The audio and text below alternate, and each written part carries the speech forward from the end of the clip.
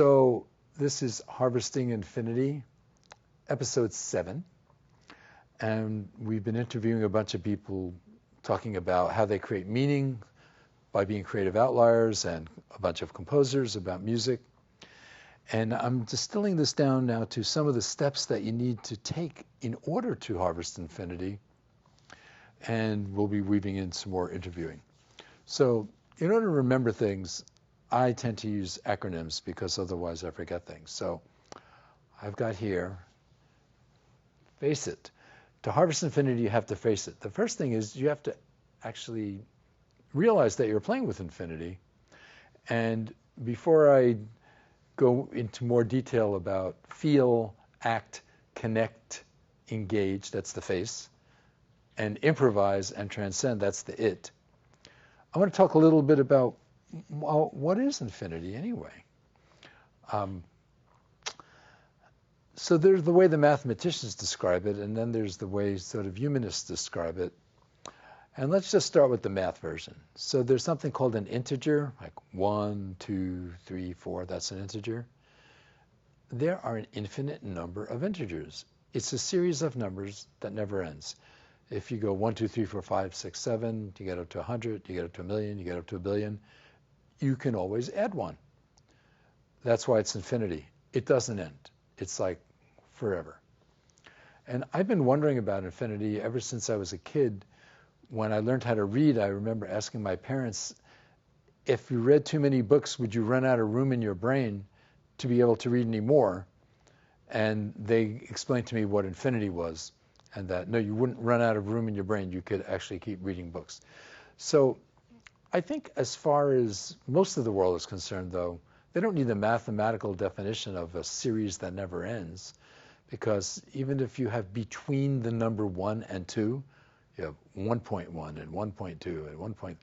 There are an infinite number of decimals in between the numbers, and there are an infinite number of fractions. There are lots of things that are infinite.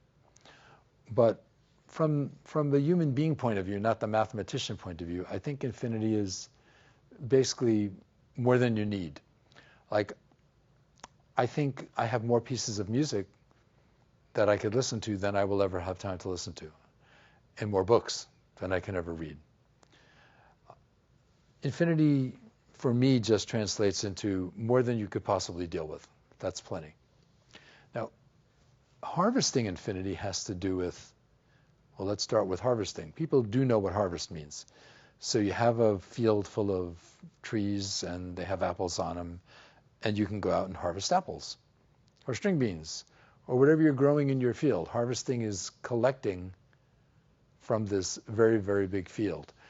And if you have a whole field full of apple trees, you're not going to be able to eat all those apples. So for all intents and purposes, it's infinity. Harvesting many acres of anything is more than you can deal with, so it's infinity. So the first issue about harvesting infinity is you have to actually realize that you're dealing with more than you could possibly cope with. So let's say you're a writer and you have a lot of ideas, and you've been keeping notebooks for years and years and years. You probably have more ideas about writing more things than you have any hope of ever writing. Or if you're a photographer, you probably have more ideas about pictures you want to take than you can ever use up. Or if you're a musician, you could learn more songs or write more songs or listen to more music. We deal with infinity all the time. And now that we're in this information age, and we've got computers and artificial intelligence, infinity got even bigger than it was before. It used to be that you could know everything about a subject. If you were around 2,000 years ago, when libraries got invented maybe a few hundred years before that, you could have read all the books in the libraries because there was no printing press. It was pretty laborious to generate a book. So you could literally read all the books in town. That'd be possible. And even today, if you live in a small town that has a small library, you could read all the books in the library, or at least you could read all the books about a subject. I remember when I was growing up, I read all of the books about photography in a small library. And then I went to the town next door and I read all the books there. So the first thing you have to do in order to harvest infinity is to face it, and the F stands for feel. So we have a tendency to only do what we feel like doing. Yes, I know we have bosses and families and responsibilities, but if you're a really creative person involved in a creative process, the thing that you need to be doing to harvest infinity is you need to feel pretty strongly about something. So let's say you're a photographer and a musician and a writer. And yesterday you said, tomorrow I'm going to write music. And then you woke up and you had a bunch of ideas that you really felt strongly that you wanted to write about. Well, the writing might bump the music. I mean, not forever, just until you finish getting that out. But this harvesting infinity business is like that.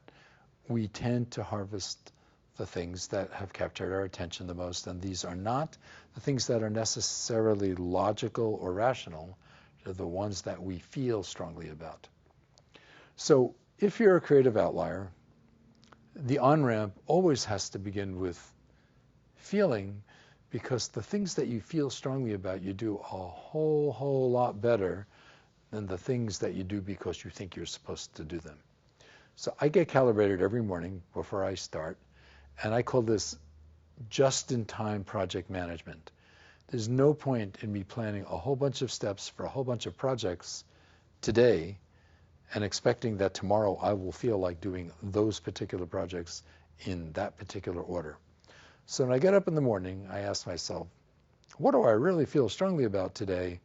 And I go that way. And in order to do this and not beat yourself up, as creative outliers tend to do, because they tell themselves, I could be doing a lot better job than I'm doing. Well, of course you can. Let's say you wrote a piece of music today, and you finished it, and you recorded it.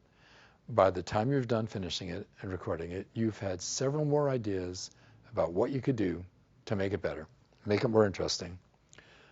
You always are thinking further than what you're doing.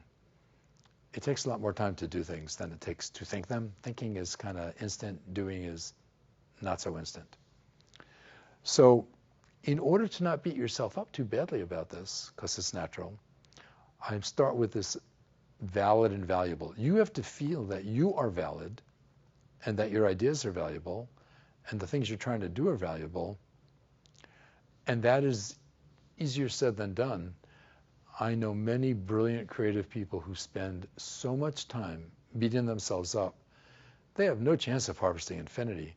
They're too busy with negative self-talk, giving themselves a hard time. So if you really want to get something done, it's really good to remind yourself that you are valid and you are valuable. And I actually wrote a song called Just Say Vivi, which is about that, which I'll play later. Okay, second thing you need to do. You've convinced yourself that you are valid and you are valuable. You're okay. Second thing you have to do is, then you have to get yourself up. Just because you're okay doesn't mean that you can get away with not doing anything. You still have to do something. And this is non-trivial. If you're waiting for somebody else to tell you what to do and then you'll do that, that's not harvesting infinity. That's harvesting their stuff. That's not harvesting at all. That's just doing a job. So after you've convinced yourself that you're okay and useful and your ideas are valid and valuable, then you have to get yourself up. I wrote a song about that too. This is part of something called the self-esteem suite. And these 5 names of things below, they're all names of songs. So after you get yourself up and go, okay, I got to get going. I got to make something happen. Yeah, I'm okay. I'm valid. I'm valuable. Okay, you're a creative outlier who's now fired up. You're ready to do something. Something can happen. Next step, remember and update. Now here's the funny thing. You have to remember that you actually know how to do this stuff, because sometimes you forget that you know the answers to the problems you're trying to solve because you're too busy dreaming up other problems or other ideas or tangents. So you have to sometimes remind yourself, I know what to do. I know how to do it. I have the right skills, I have the right relationships, and then update, remember and update. Then you have to take a look at what's going on in the present moment. Yeah, you know what to do. You remember all this stuff. But today is different than yesterday. So you still have to update your perception of what's going on and try to figure out what is going on in the present moment. So you have to combine what you remember with the new stuff that you see just by looking around you. The next one, open your eyes. This is about opening your eyes and looking all around you, because there is a lot to see, and there's a lot to see that's different than yesterday. I mean, right now we're in this election thing here in the United States. We have no idea who the president of the United States is going to be in a few months. I'm not even sure I believe that both of the people who are running are going to actually run. You've really got to open your eyes and acknowledge that things are changing quickly. And by the way, this is not a bad thing. It's just reality. It just is. Change is happening all of the time. So, yeah, there's a song about that too. It has lyrics that describe it. Next one.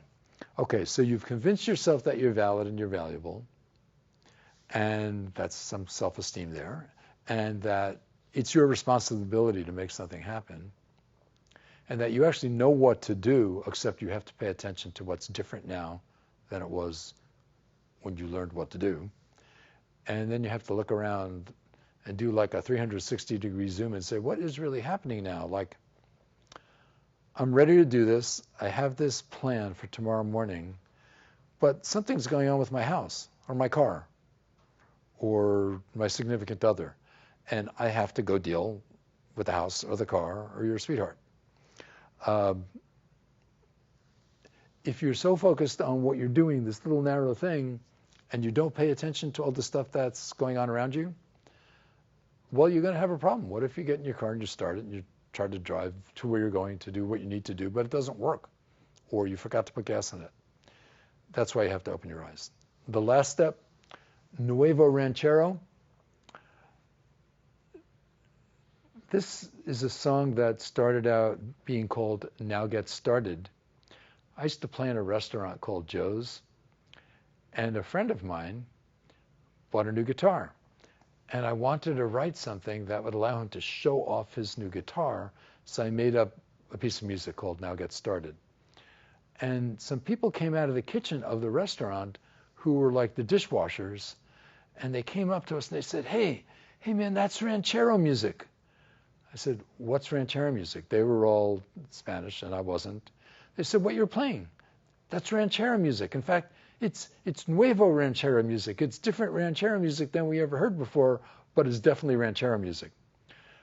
So I changed the name of the song from Now Get Started to Nuevo Ranchero because I thought it was cooler. And this even feels into this whole thing, opening your eyes, updating. I thought I was writing a song called Now Get Started because it was part of the self-esteem suite. And after you opened your eyes and you remembered what you had to do, then you had to start doing it. Okay, but it's now called Nuevo Ranchero.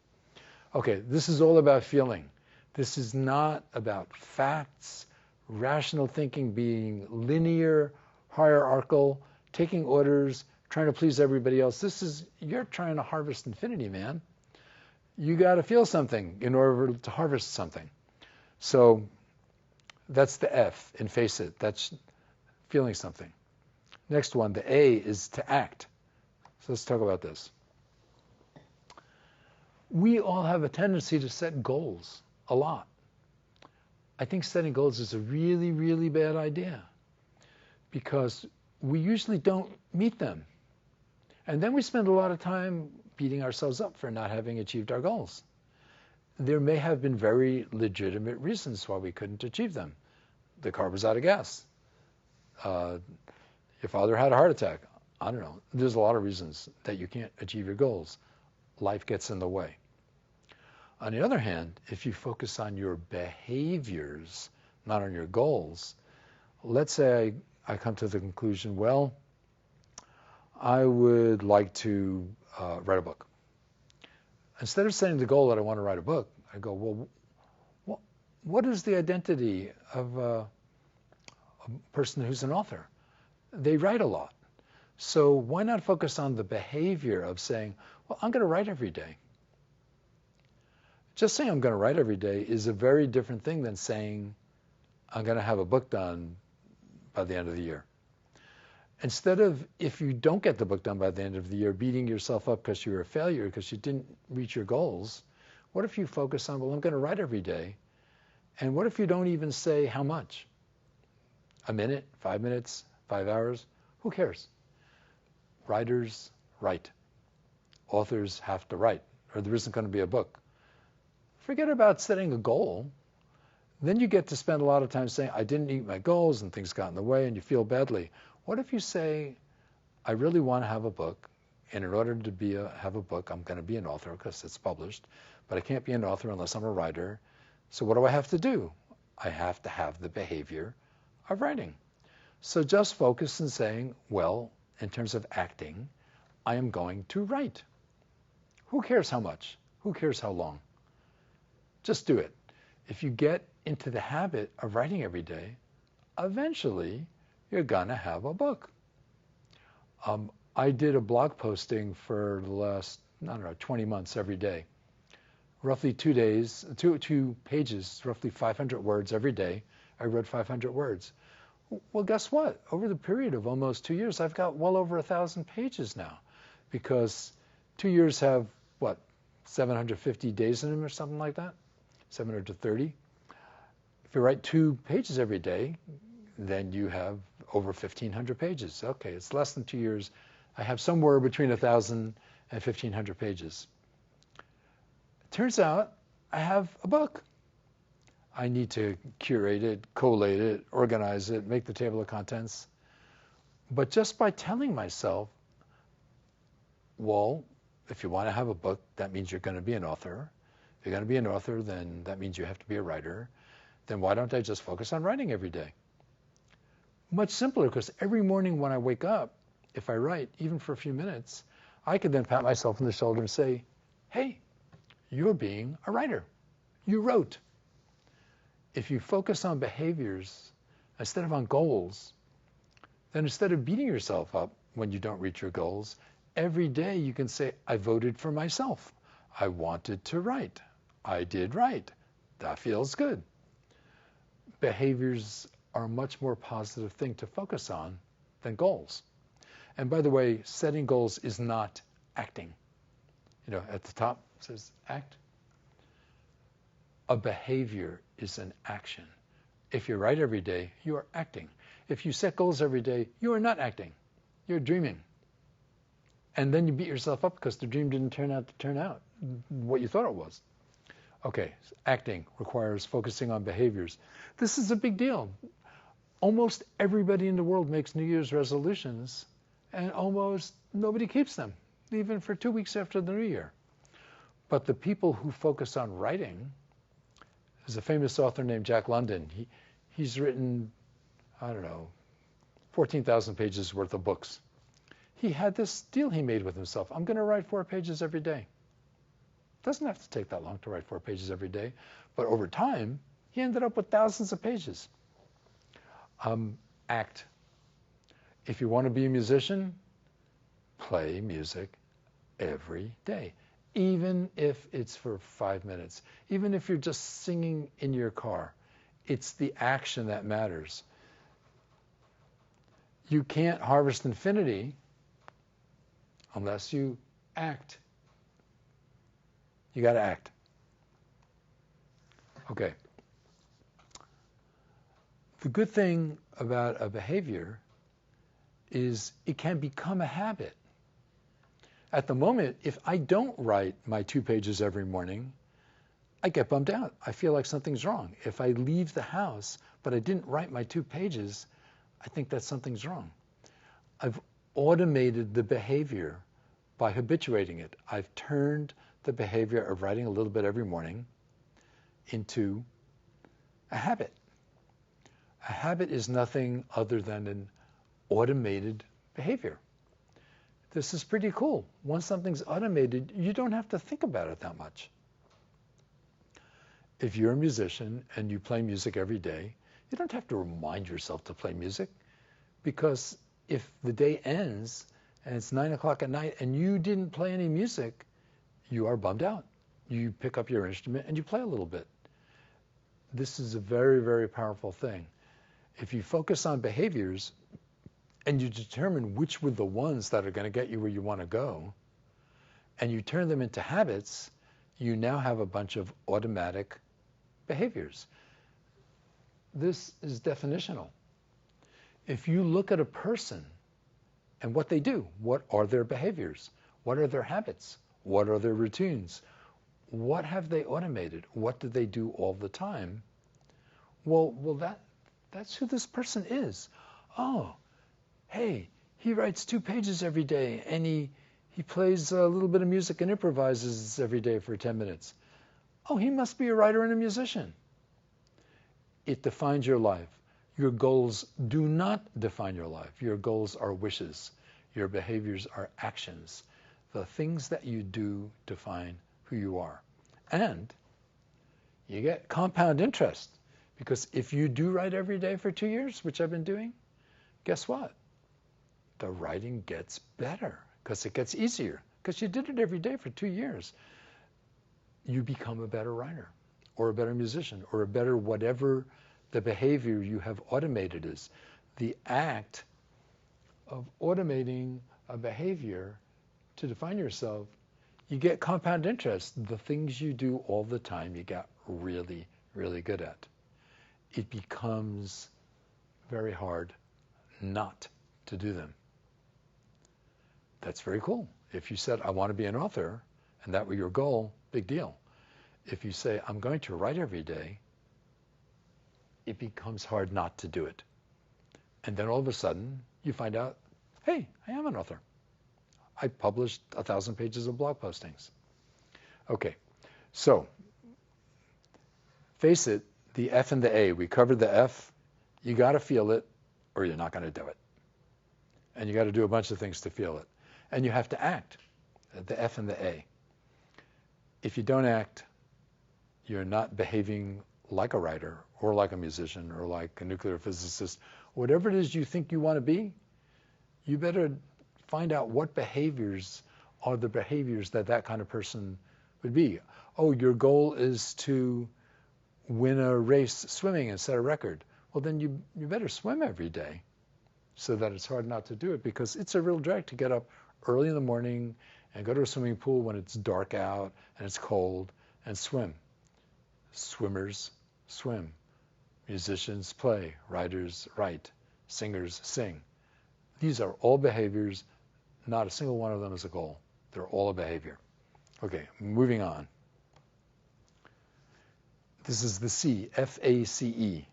So we've got the F-A-C. C is for connect.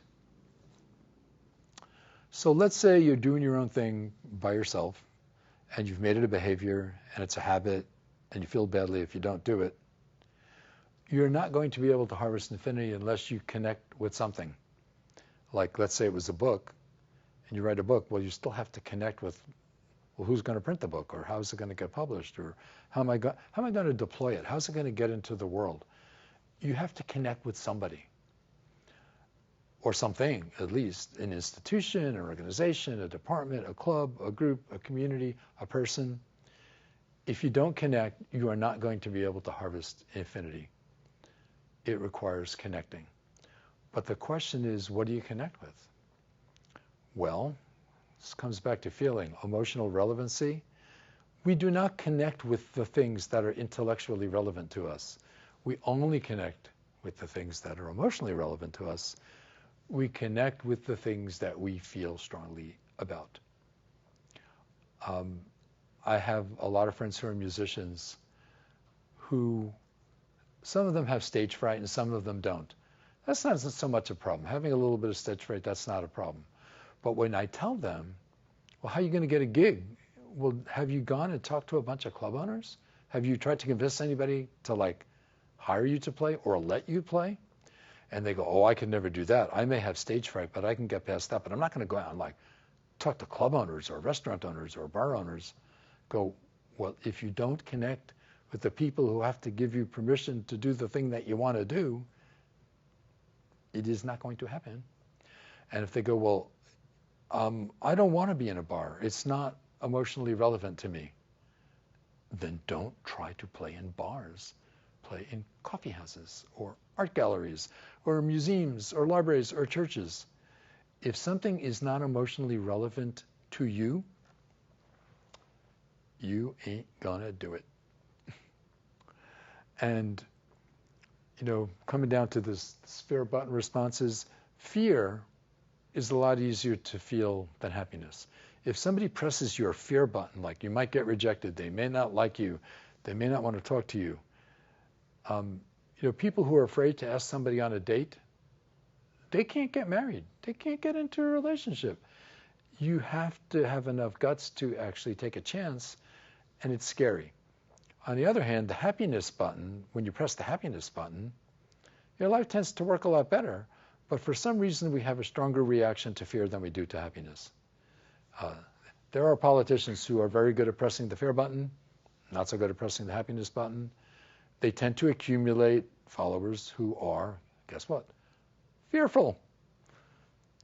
When people try to press my fear button, it doesn't work that much. Happiness button works real good. This emotional relevancy, well, for me, happiness is really, really emotionally relevant.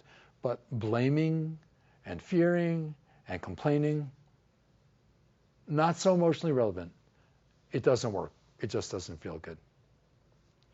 So considering we all get like 1,000 emails a day and only like 5 of them are worth reading and the other 995 of them are garbage, a tiny fraction of what we are exposed to is actually relevant.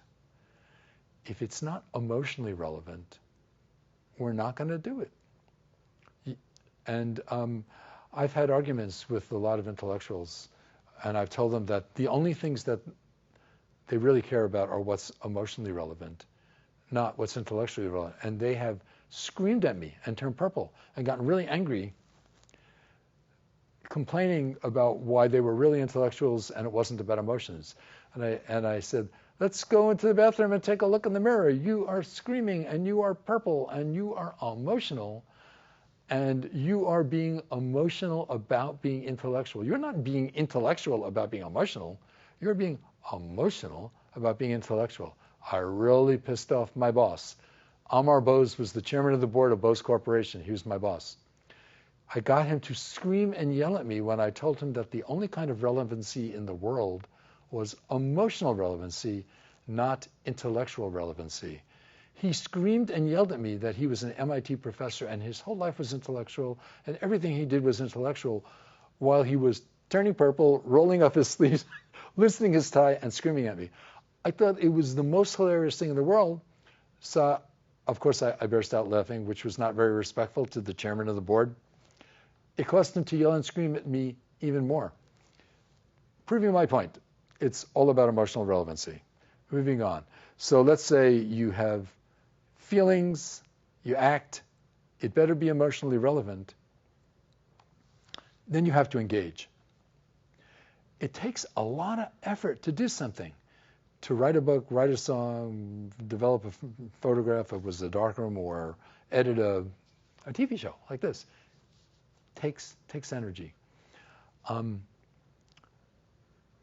We need to actually become emotionally engaged in order for something to be relevant.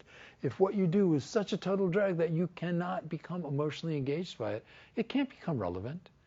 The only things that can become relevant to you are the ones that you care about.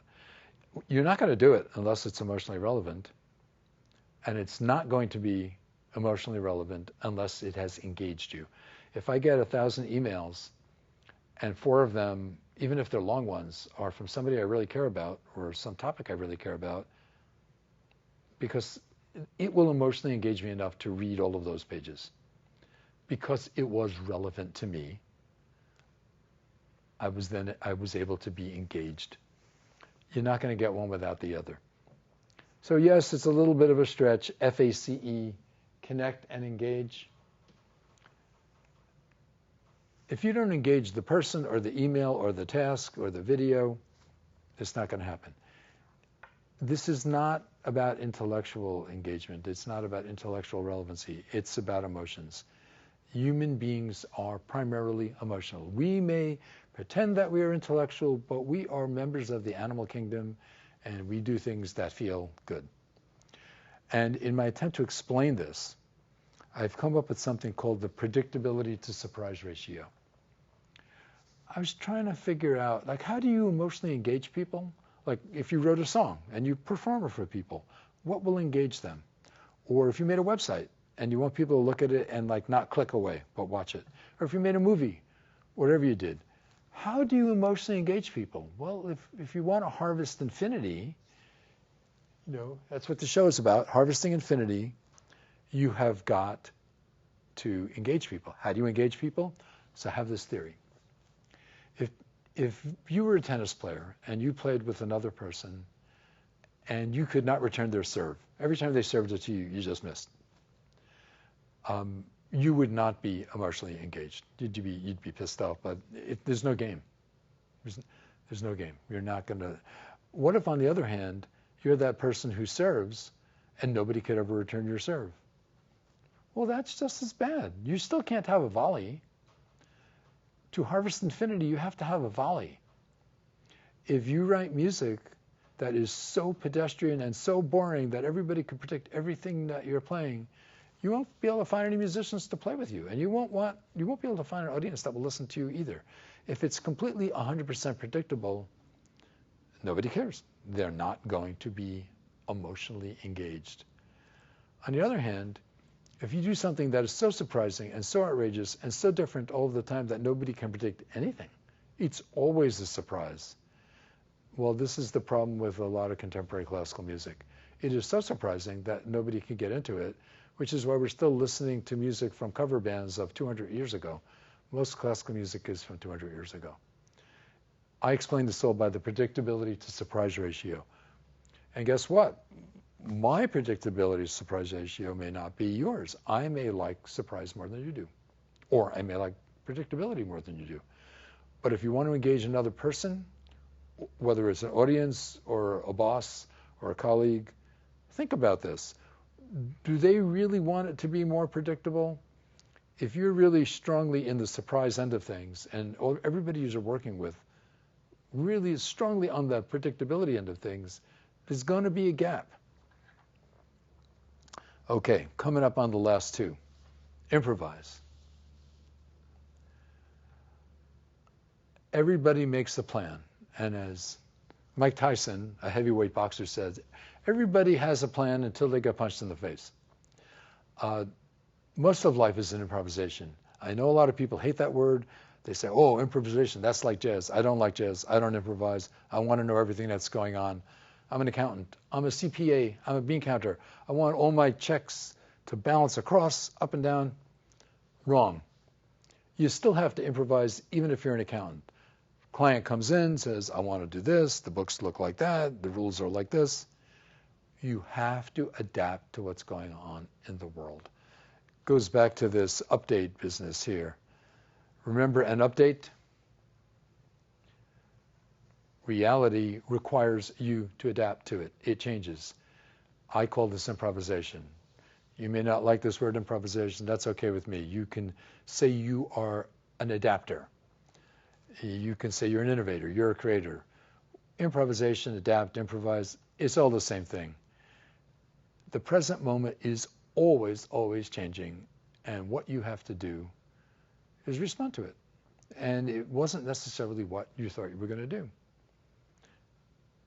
Even today, I thought I was going to come into the studio and do a set of things. No, a different set of things is happening in a different order. Big deal. I like improvisation. I like adapting.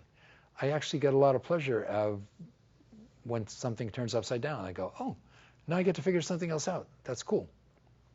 But you still need to plan about things that might not go right, so you have a choice. And you still need to be flexible because you can't adapt unless you're flexible. You can't improvise unless you're flexible. And if you think you're going to make a plan and everybody's going to stick to it and all the people are going to do what you told them to do and even you're going to do what you told yourself to do, it's a non-starter. You are not going to engage enough to harvest infinity unless you're flexible enough to deal with change well. Last one. Face it. Here's the T, the it. Transcend. You have to transcend what's going on. You have to not be so wiped out by the fact that things are changing and you're adapting and sometimes you're surprised and sometimes you're not. You have to transcend this. You have to not just stick in your narrow little silo. I had a professor who thanked me for blasting him out of the classical ghetto. He said he's been a classical musician for his whole life. He has a PhD from Juilliard. Really, really smart, really, really talented thing that he does. But I kind of convinced him that he should do some other stuff, and he broke out of the classical ghetto. He broke the silo. He got out of it. This is happening everywhere. Hard rock, heavy metal bands are playing with symphony orchestras. Genres are busting everywhere. I can't even define what the word jazz means anymore. It means a lot of different things to a lot of different people. And I don't mean just like New Orleans ragtime jazz versus contemporary jazz versus traditional jazz. There's many more than that. A lot of people don't organize by folders in their computers. They organize by tags because they want to put the same thing in more than one folder. What if something fits into more than one category? What if something fits into more than one genre? Harvesting infinity is about not worrying so much about what folder and what genre and what silo. Transcend it. Do something new. We're talking about creativity, innovation, improvisation.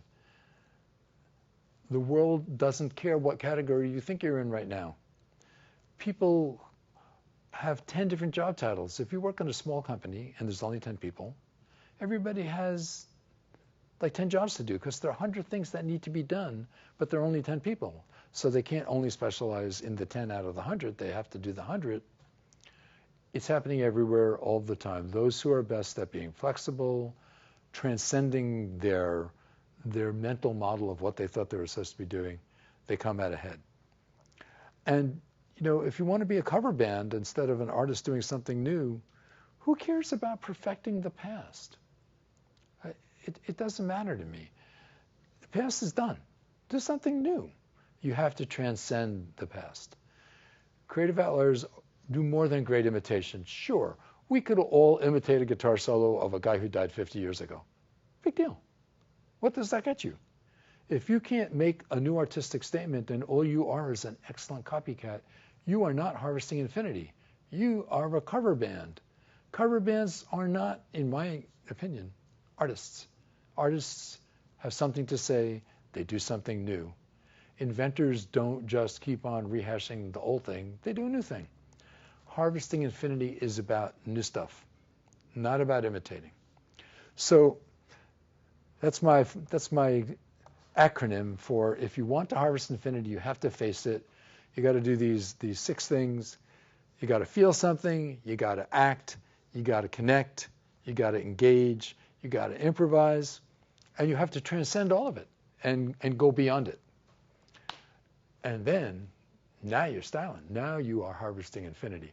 That's what this whole program is about. How do you harvest infinity? And all the people I have interviewed are all people who are doing it, have done it, are still doing it, and it gives their life meaning. And the reason that a lot of these people happen to be composers and musicians is because I'm a composer and a musician, and I like hanging out with other people who are composers and musicians. It's emotionally relevant to me. It is engaging to me. I am not so much hanging out with people who are stamp collectors or ornithologists. I'm hanging out with people that make me feel. And hopefully you get something out of that too. So that's it for, this is episode 7 of Harvesting Infinity, and some music may show up somewhere along the line in here. Later. Yeah, I think Finale is a great place to start. Finale 1.0 came in a great box and it had terrible documentation. It took so long to figure out how to use Finale. It had such a crummy interface. But now that the world learned how to use it to take it away, that's damaging to a lot of people. I have 40 years of files, let's say 30 years of files with Finale, thousands of them, which according to them now you had to create HTML. Well, I think the workaround is don't upgrade the operating system on your Mac. I don't use Mac. Okay. Well, don't upgrade the operating system on whatever computer you're using, and keep that as a Finale computer, and then all of your files will still work. So apparently that's not going to be a problem with PCs. That's what I use. But I could see that eventually this operating system will not, the Finale, I don't know. Seems like it's a problem we're going to have in a few years. But right now, so we have to translate the Finale files into HTML and then open them into Dorico. So they're pushing us to use this new program, Dorico, which honestly, I'm just not interested. I've gotten pretty good with Finale, and the idea of learning another program, I don't want to do it. I'm so annoyed. There's been an uproar in the Finale community because I have thousands of files. They're publishers, and they must have thousands and thousands of files. The answer is that it's so much work to convert, whether you convert to Doric or you convert the files. In either case, it'd be much easier and cheaper to just keep a computer dedicated to the use of Finale and don't change it. Just keep using it. Even maybe have a backup computer. When I worked at Bose, we created a lot of software for measurements, and after I left, they couldn't change their computers for 10 years because the new computers would have required an update of all the software, but the people who created it didn't work there anymore because I had left. So they continued to use the computers for 10 more years after I left just to preserve the continuity of having those applications. You can do that. Just keep an old computer or two around. Though I am so annoyed. The only good things that I have all the scores, at least the scores. I have files for school stuff. Finale files that I use for school. All my scores are when I learned to create PDFs.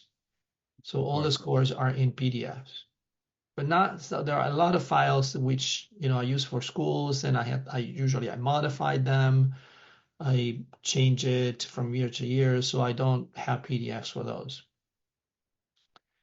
So I'm not sure what I'm going to do. But just preserve some computer and just write on it Finale only, do not erase, do not update, do not do anything. Just keep it the way it is, and then you could continue to operate as you have been. Yeah.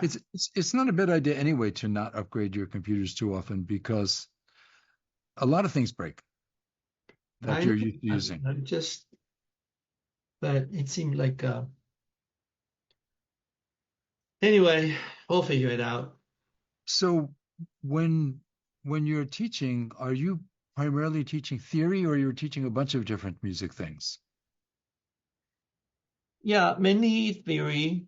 Then I teach orchestration class, which is, you can say, still theory. That's my favorite is orchestration. Then I have some private students in composition. So it's like a lesson 1-to-1. So will that require you to try other things than Finale? The students, will they be wanting something else? Yeah, the students, ironically, most of my students, they don't use Finale. They use other things. They use these free programs that are online. Some of them, they use Sibelius. I don't know if Sibelius is still continuing, or it's also doomed like finale. I don't even know. It's continuing. The group of engineers who made Sibelius got fired by Sibelius, and the people Dorico is essentially the next generation of Sibelius because Steinberger hired the engineers that Avid fired when they bought Sibelius. So Yamaha is the parent organization of Steinberg, so they have deep pockets. Steinberg hired the entire development team from Sibelius, including the marketing people. And Dorico is kind of the next generation of what Sibelius would have been if these people were allowed to continue where they were. Mm. I have owned Dorico for a few years and have not been able to convince myself to stop using Finale and invest the time to use Dorico because I know how to use Sibelius. I've been using it for a long time. I have a lot of homework assignments and a lot of scores. Another thing is if you've got PDF files, there is software now that can scan your PDF files and turn it into MIDI and turn it into something that you can input into. Yeah, but there is always some, you can't trust them. There are always some errors and things that get moved around. You have to check to make sure the translation is correct on every small details, which you can imagine. We're talking hundreds of thousands of pages of music. I'm And, not kidding you. and it's not just the notes, it's the dynamics and It's the the dynamic. articulations. It's a nightmare. I don't know. Finale is also difficult to use for new people. It has a It is. It hard is. user interface. It is. Dorico is supposed to be more intuitive. I I don't know if it is, but I'm told that it is. Juilliard has been moving from Finale to Sibelius and now to Dorico. All the younger people seem to be using Dorico. They claim it's more intuitive, but I have a different theory about this. You know what a digital audio workstation is? Do you use them at all too, like Logic or something else? Or No, not okay. really. So what Dorico is doing is there's a gap between the notation programs and the audio workstation programs. Dorico is starting to bridge that gap because Cubase is the digital audio workstation that many film composers are using. So they're building some of the capability of Cubase into Dorico so that when you play back something from within Dorico, it sounds better than Sibelius and Finale because it has these higher quality sample libraries like the Berlin Philharmonic and Spitfire. So the gap between the score and what it sounds like is less in Dorico, and that's part of what's pulling people there because when they do their homework assignment and they write out their score and then they play it back, it doesn't sound so deplorable. When you try to use Finale to play back a string quartet, you sort of shake your head and go, no, that's not the way it sounds. Yeah, yeah, But it's changing. yeah. So this is as good a place as any to start, even though we're already recording. You had said when we talked on the phone that music is like everywhere, and it is, and it has now got a whole set of forces impinging upon it. There are these technology issues, and there are these business issues, and the way that audiences receive music has changed. The way musicians create music has changed. In the world of composition and orchestration, is it also being changed by it, or are you able to continue to do things the way that you have been doing it for a while? Or are these changes in the outside world forcing changes on composers and orchestrators? I think these programs like Finales or Sibelius, they do affect the way we write music. And as a conservatory student in Italy, with composition, you need to study piano. Not because you needed to become a pianist, but because you needed to play your scores. In fact, it was not even called piano, it was called score reading. Of course, the beginning, in order to read score, you need to have some technique. So we will go through some basic, not more than basic technique for piano. And so we would learn how to read scores, and mainly your own compositions, and eventually even, like a Mozart symphony, or you needed to learn, you can't play all the notes, but you needed to figure out what was important. Nowadays, do you need that skills anymore? Not really, because these programs that are going to play back whatever you write, it plays back. So I kind of resisted that system for a long time. I said, no, damn it, I'm gonna read my own scores. I've been trained that way, so that's the way I'm going to do it. But eventually, either I got lazy or whatever. I said, oh, what the heck, I'm gonna have Finale play back what I've written, to discover that it's a great help. Not necessarily for the orchestrations, because the trumpets, or in fact, it could be misleading as far as orchestrations. But as far as the form, so if you're not busy playing your own music and you just listen to it in whatever form, Finale has all problems, or it doesn't, but at least the form, it plays back the way it is. And so you can concentrate to say, oh, maybe this section is too long, or this section is not long enough, or here I need a better transitions. So I discovered that if I listen what Finale plays back to me, as far as the shape, as far as the form of the music, it helped me to better understand. Again, not for the orchestration. In fact, it could be misleading. So, but for the form, so I have to say I do rely now on that feature. I don't play my own music anymore. I just have Finale play back to me. And by not using my bandwidth trying to play it, I have a better sense of what's going on.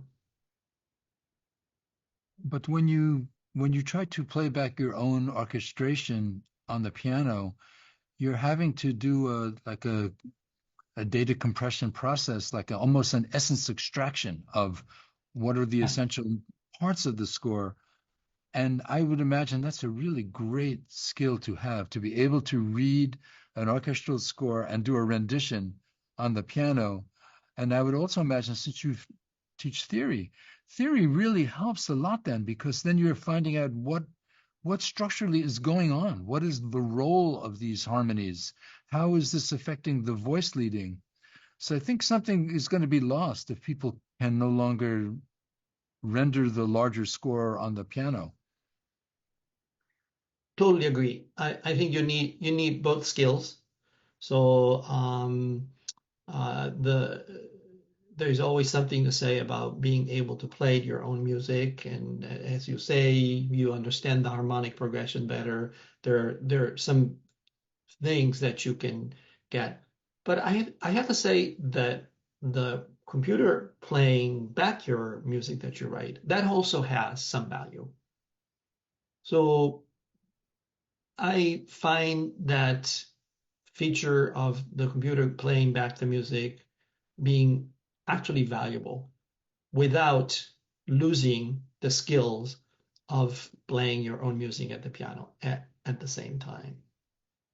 Some Yeah. students of mine, a student of mine once told me, said, well, the computer playing back your music is like nobody. So if you had to do a multiplication, 3,572 times 7,342 times 0.3, would you do that by hand? I don't know if that is the same thing.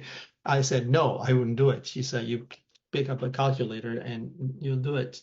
So the computer is the same. So, why do I have to read all these trumpets and trombones and transpose them, and I don't even know.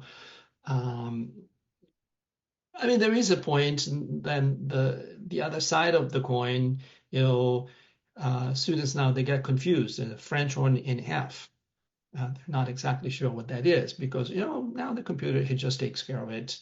So, and I said, yeah, the computer takes care, but scores, you open a old-fashioned scores on paper, and the French horns are written in F, sometimes in E flat, sometimes in whatever.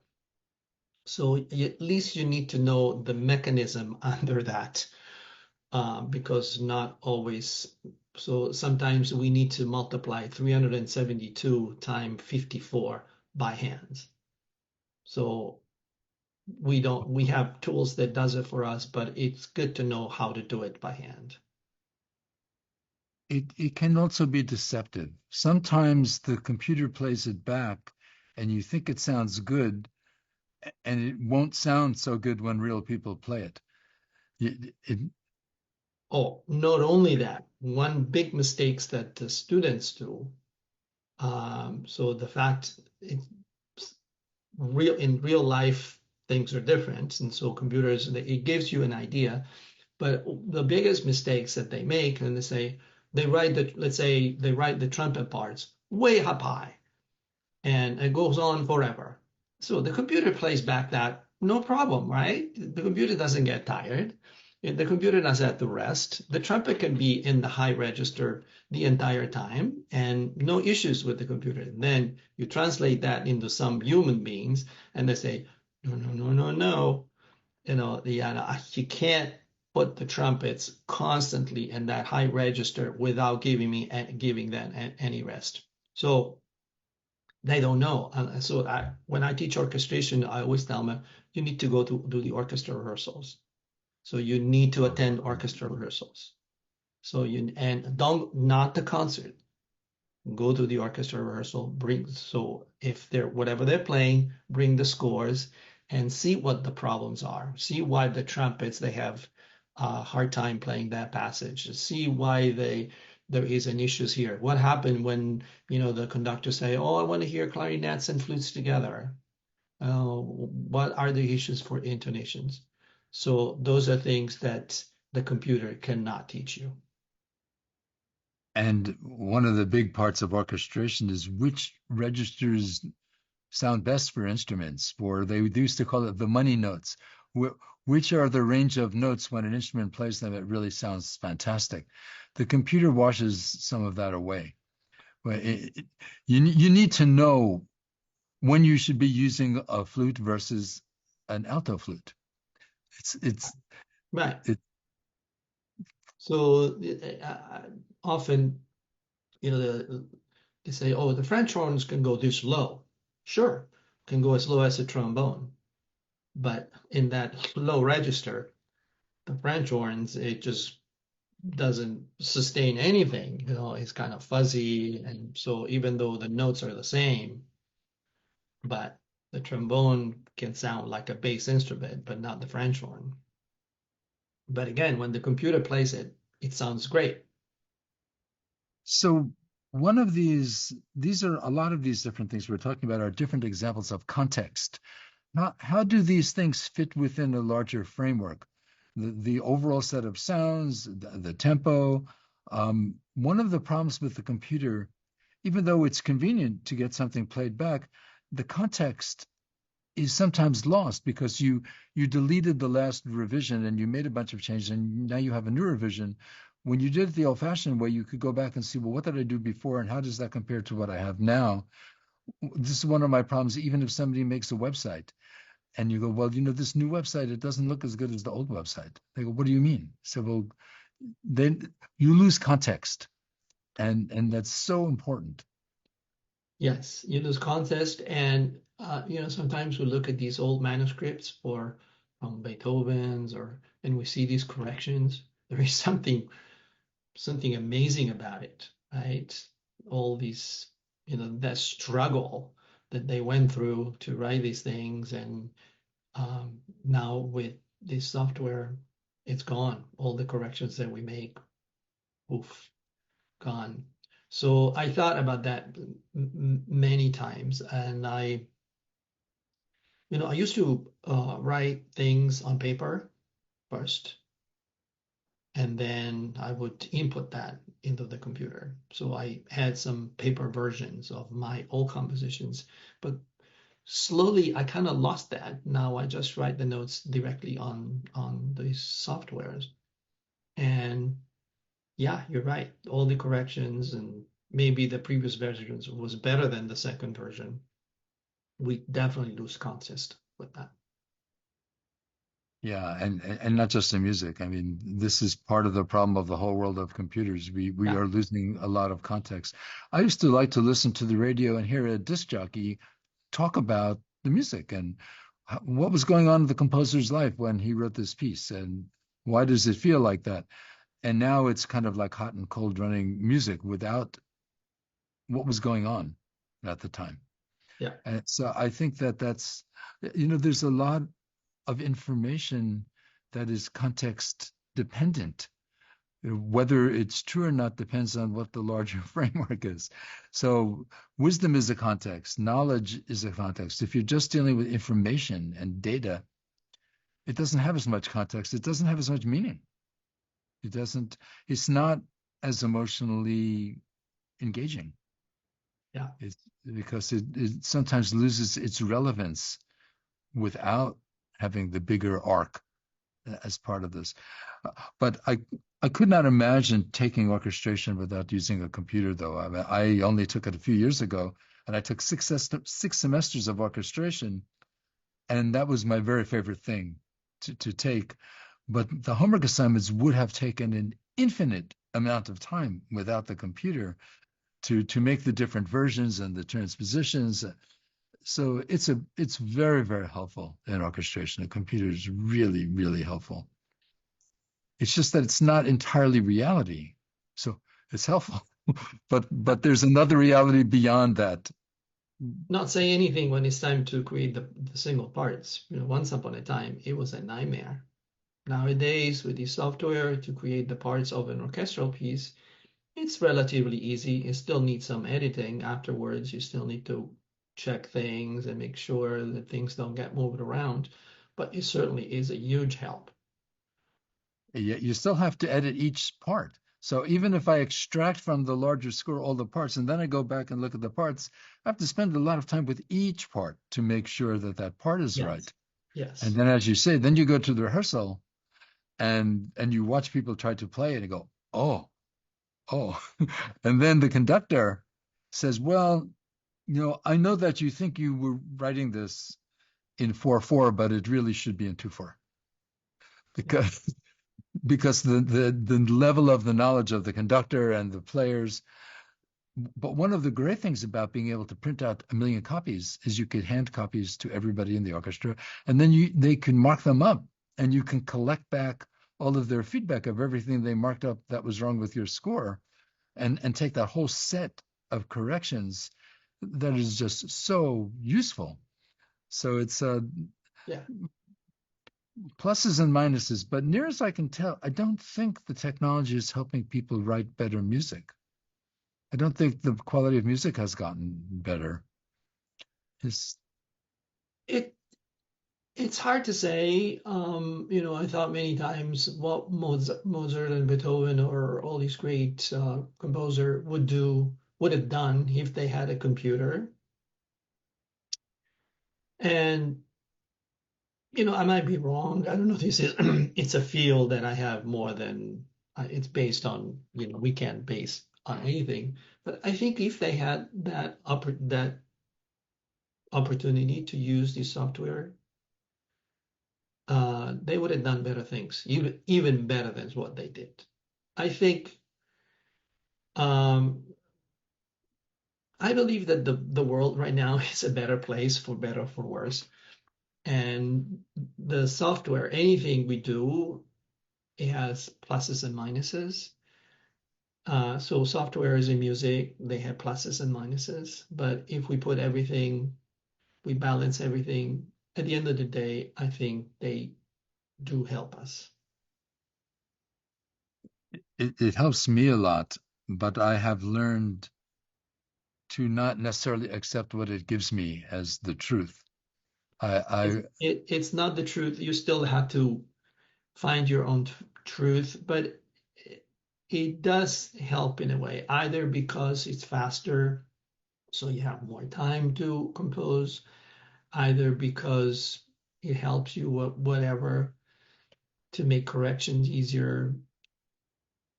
So if, as we always say this, if technology is used the right way, it helps us to have a better life at the end of the day.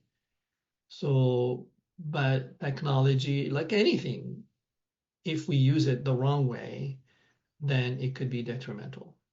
Yes. yeah, it's powerful and has to be examined. That's all. Yes. It's you have to learn another set of skills. Yeah. It's not it's better to have both than either or. But one of my problems, because I've come from the other side, I've come from the jazz side of things. I've had a very hard time finding out how to write down what I was playing. It seems like the score doesn't contain everything that's going on, or at least I didn't have the skill to be able to capture it. And you improvise, and you've also spent time with this gigantic, the world's most famous jam band, and you spent a lot of time trying to transcribe what they were doing. You listened and you wrote it down. Uh, how do you deal with this like gap between what's on the page and what's in the music? There seems to be some space between them. Yeah, not everything can be transcribed, and once you transcribe it, it kind of loses that nuance that it might have. So I guess you're referring me working with the Grateful Dead. Hmm. Yeah. Yeah.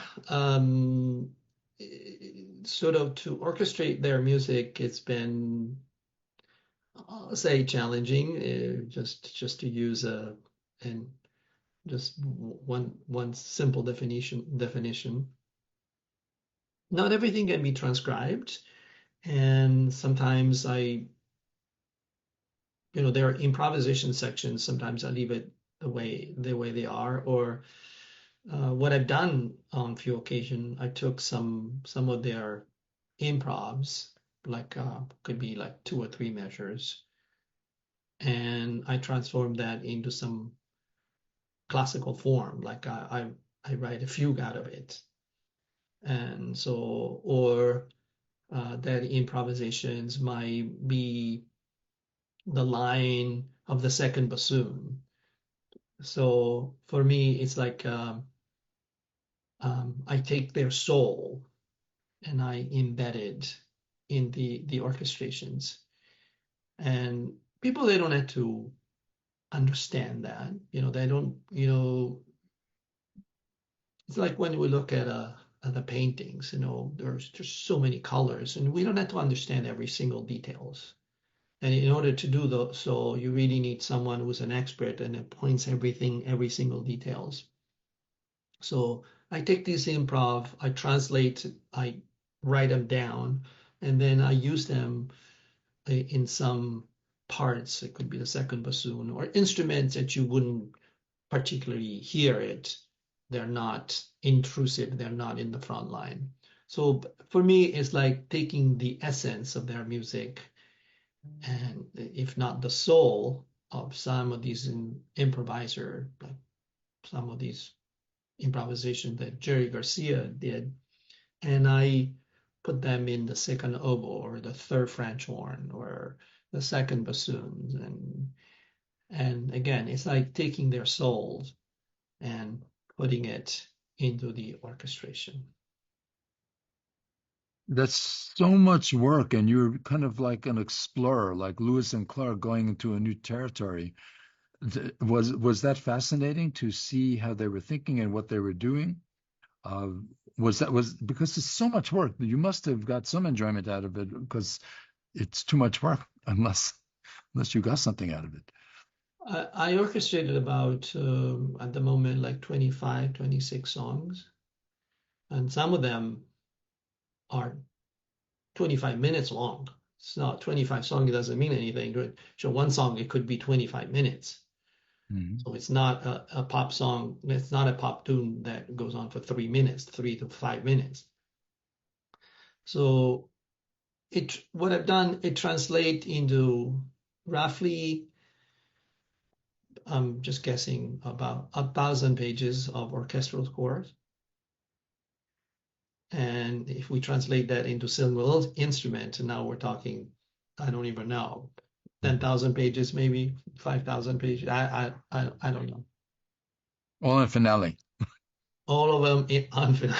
Yes, yes, yes. Uh, um, so yeah, it's been especially at the beginning. It was very challenging. I really didn't understand their music very well. I had to kind of study it, a genre that I wasn't familiar with. And I'm classically trained. I'm not a rock and roll musician. I'm not a jazz musician. I like to improvise, but I'm not a jazz musician. And so I really had to understand. Sometimes they will send me these songs, and the whole song might have 3 chords, no more than that. Or sometimes only 1 chord. Let's say 2 or 3, right? So now it goes on for 10 minutes, let's say. What is the second bassoon going to do for 10 minutes? They don't have to play the entire time, but you have to find them something to do, right? So it took me a while to figure that out, to understand. And I decided that their music, it translates. Finally, I figured that out. It translates into orchestral music actually quite well. There is something about it um, that I'm not sure exactly what that is, but in the latest songs, the orchestration of the last few songs that I've done, I think I've done such a better job than the first few songs. And I was talking to Bob Weir, and I said, Bob, what do you think? Should we revisit the first few songs? And he said, absolutely not. Leave them the way they are so people can see the Evolution. the evolutions of how we got to this point. Now, I mean, you must have not only learned a ton about how to transcribe it, but you must have learned a ton of other things too, because Western music and especially classical music has this tendency to think it's all about the notes. But a lot of what is going on in the Grateful Dead is about other things than the notes. It's not just the notes, it's other dimensions of rhythms and interactions and communications. So you must have had to learn how to look at a lot of these other things. Yeah, one of the challenge was how do you so the orchestration so they want to preserve that idea that their music is based on these improvisations that could go on forever. So how do you translate that into an ensemble, the symphony orchestra, that traditionally they just do the opposite? So we tried different things, and then we started with this idea, like, you know, in any given symphony, especially in this country,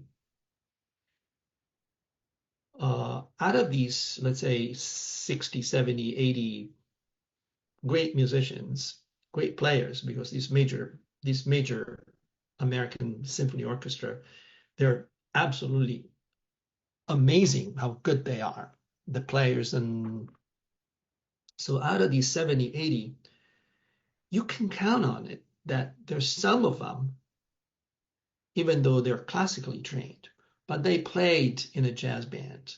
They played in a rock and roll, either was in high school or was in even elementary school or high school or in college. So some of them, they have that kind of tendency. And if you give them the opportunity, that skills that they have that have been buried because they've been playing this classical repertoire, it actually still there. So we were amazed how several musicians in any orchestra that we performed with, they were inclined to jam with them. So, and we encourage as many players as possible to join them. And they're very timid at first. They kind of, almost they don't want to expose themselves. It's kind of, they don't want to expose themselves in front of the audience and also in front of their colleagues.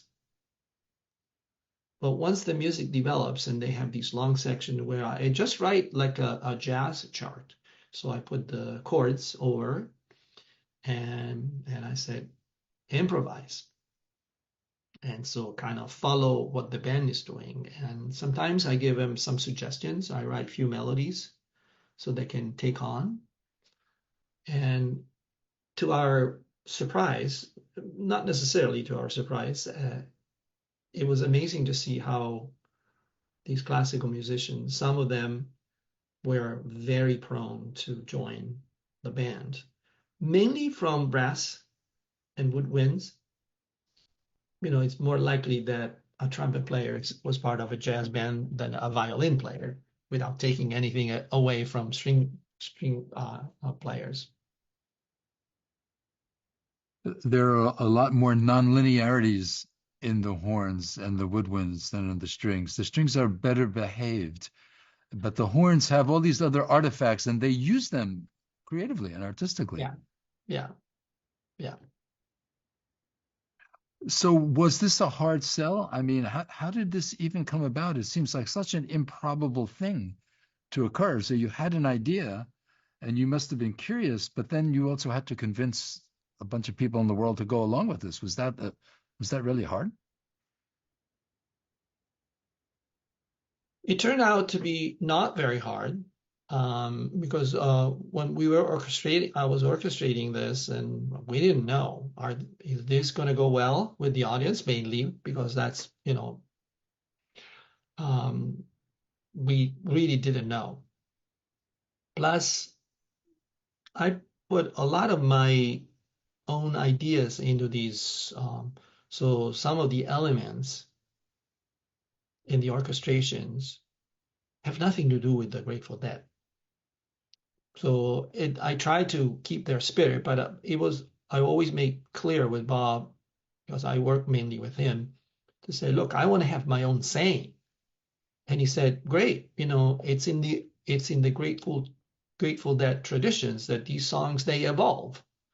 And so to have a different perspective from a musician who not is thinking outside our box. So there are a lot of my input in these songs. And so will that be accepted by the musicians and mainly by the audience? Well, the reality is that so far we had two very successful set of concerts in Washington, D.C. at the Kennedy Center with the National Symphony. We had 4 shows. They were all sold out. And the audience just went absolutely nuts. They loved it. That was repeated in Atlanta with the Atlanta Symphony. And last October, we did here at Stanford with the student orchestra. I convinced Bob to do it with our students. And so I said, it's going to be memorable for the students to have. So we did at the Frost Amphitheater here at Stanford, which has 6,000 seats, and it was sold out. And so I guess the audience accepted very well, but also I have to say the orchestra took these orchestrations very well. Somehow they were expecting another pop concert. So they were expecting, oh, here we go again. There is these rock and roll artists, and now we are the orchestra just kind of playing underneath accompanying them, but that is definitely not the case. So the orchestra is the main actor. The orchestra, it's busy, and some of the orchestras, it's not easy. So they're not there just fooling around. So especially for brass and winds, but and strings as well, they're busy, and their moment where they play by themselves, the band doesn't play. There are songs where they have interludes or sort of introductions. They play like 3-4 minutes without the band, and then finally the band joins in. So they're not there just to accompany the band. They're there, they're there to talk with the band, almost like the Baroque concerto, where the soloist and the tutti were kind of interacting, and both of them, they were just as important. So that's what happens. So the orchestra took it well. They said, "Oh, this is different. This is not a pop concert." So how did you deal with the synchronization problem when you have a bunch of musicians who don't know what it means to say, you come in on measure 42? They don't even know what that means. How do you deal with the synchronization? You mean when I talk to the band for the band? Well, to make a performance happen, different people are doing things at different points in time, but they have a very different concept of how to communicate about these things. It was a nightmare at first, even at rehearsals. So because the conductor says, "Oh, we're going to take it back a measure 42 or three measure before letter A." To the band, that means nothing, right? So you have to translate. I have to say I got a lot of help from Jeff Chimenti. He's the pianist of the band. So he's classical trained, so he kind of understand that language. So he had all kinds of notes, and he said, and in the orchestration, I put letters in crucial points, like letter B is the beginning of the second verse. So Jeff knew that. So if I say, okay, we're going to take it back from letter B, then Jeff has to translate to the band and say, letter B is the beginning of the second verse. So I needed a translator that can go the other way around. If Bob say, "Oh, I want to repeat, the bridge and I say, "Bob, where is the bridge?" And Jeff say, "Oh, bridge is measure 65." So it needed that kind of translation. These two populations have such a different concept of music. The Grateful Dead's concept is kind of like there's an ocean of music and I'm going to dip a ladle into it and pull out a performance. For them, it almost doesn't have a beginning or a middle or an end. It's re-entrant. They can dive in anywhere and go forever. In classical music, there is a beginning and a middle and an end. Not as much in the Grateful Dead. It's a less linear way of thinking about it. So Yeah, and so we had to reach a compromise. So we had to do a compromise. Bob needed to understand that, that can be done with a group of 3-4 people. So when they play, the band that is now, basically everybody follows him. So whatever Bob does, everybody follows. So he decided to take 4 extra measures before starting verse number 2. No problem. He just plays 4 extra measure. The rest of the band know exactly what to do. But that can be done if there are 4 or 5 people, right? If you have a group of 80, that just doesn't work. So for Bob, for the first time, he said, Bob, you need to either, you need to kind of communicate that with the conductor, because the conductor is the only one that can deliver the message to everyone else. You can't do it. The last chair of the string bass have no idea what you're doing. So there has to be some structures, and he understands that. So So let's say if there is a section where improvise, so how long is that going to be? 8 measures. Say, can we make 16 measures? Yeah, right there on the spot. And I said, yes, we can, but you need to give a signal to the conductor that you're going to do one more round. So he's going to, and it cannot be at the last moment. Or let's look at the conductor. The conductor will tell you one more round. So there is a different dynamic. There is they have to reach a compromise. The orchestra needs to be alert. At the same time, the band needs to kind of give themselves a structure. They can't say, oh, I'm going to add 2.5 measures. That doesn't work. So there is a sections. I'm going to repeat that one more time, one more time, one more time. All right. But it cannot be said, oh, I'm going to add 3 more measures now after that. Was it hard to find a conductor? Were you tempted to try to conduct this yourself? Oh, I would have loved it. But these orchestra, they have their own conductors, and I just don't want to get in the way. I don't want to be a problem. I think we are leaning towards the idea of having a conductor that travels with the band. So it's easier, so the conductor knows exactly what's going on versus trying to reinvent all the wheels every time we go to a different orchestra. But So, I would love to conduct this concert, of course. But again, orchestra, they have their own conductors, and I know they want to do it, and I don't get in the way. even the Stanford Orchestra? Yeah, the Stanford Orchestra, one of my colleagues did it, and So it wasn't so the musicians liked it in the orchestra. Did the musicians in the band also like it? yes, yes, And the audiences liked it. the audience went crazy. So Well, I guess this is they always go crazy, but so this is a really major success. I mean, you transcended two completely different fields and wove them together and made everybody happy. That's pretty remarkable, don't you think? I would say it was a success from different. Bob loves it. And he thinks this is the next level of these songs. He really likes it. He likes the orchestration. He never questions my orchestration. He never questioned, or sometimes he said, "Oh, this section, can we make it a little bit bigger or louder?" And or sometimes he goes, "So this section, I think we need to make it a little bit longer before we go to the second verse. Can you extend it?"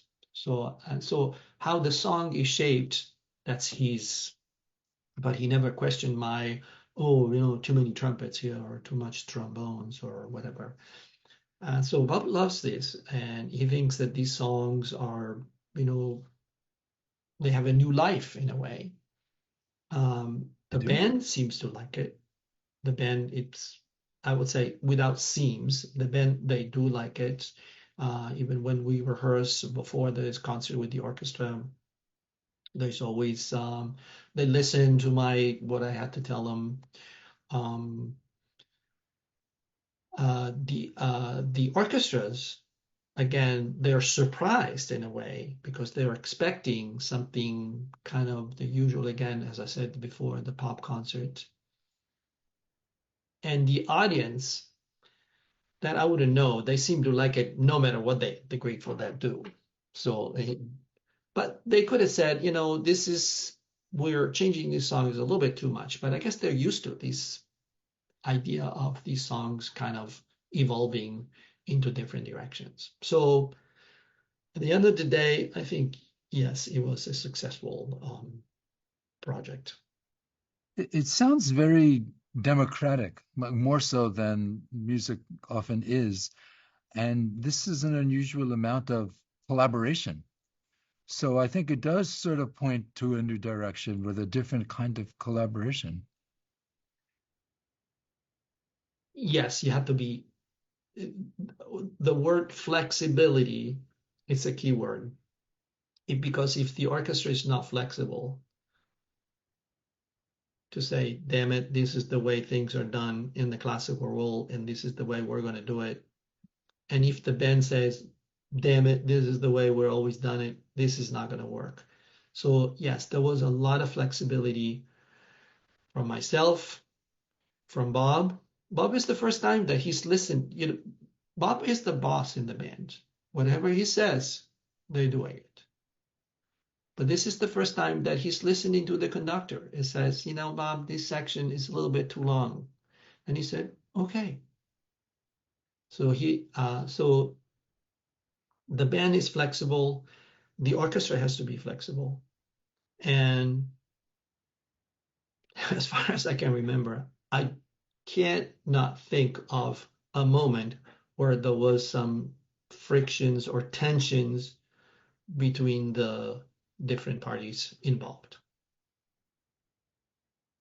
So where do you take this from here? I mean, it sounds like the experiment was a success and you repeated it and it works. So now what do you do? You're still primarily a classical musician in your professional life. Did your colleagues appreciate this? Did people want to celebrate this as like a breakthrough and go, oh my God, this is such a new thing? I don't know about that, if they want to celebrate.